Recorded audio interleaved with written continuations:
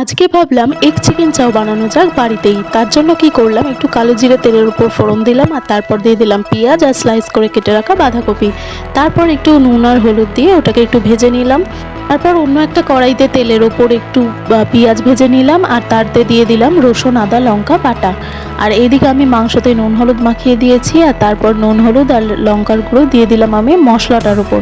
তারপর মশলাটা একটু ভাজা হয়ে গেলে তাতে চিকেনগুলো দিয়ে দিলাম আর তারপর নাড়িয়ে নিলাম। আর অন্যদিকে আমি কি করলাম, সেই বাঁধাকপি ভাজার পাশে আমি একটু 4টে ডিম দিয়ে একটু ভেজে নিলাম নুন দিয়ে। তারপরে আমি সেইটুকু একটু ভুজিয়া টাইপের বানিয়ে নিলাম আর তাতে দিয়ে দিলাম সেদ্ধ করে রাখা চাউমিনগুলো দিয়ে দেওয়ার পর মাখালাম। তারপরে ভাবলাম একটু নুন দিয়েই মাখাই, বেকার আর কষ্ট করে এক্সট্রা কী করব। তারপর নুন দিয়ে দিলাম আর তারপর চিকেনগুলো দিয়ে দিলাম। তারপর আমি ভালো করে মাখিয়ে নিলাম। এটাই কষ্টকর কাজ, এই চাউমিন মাখানোটা। তারপরেই কিন্তু রেডি হয়ে গেল আমার এগ চিকেন চাও।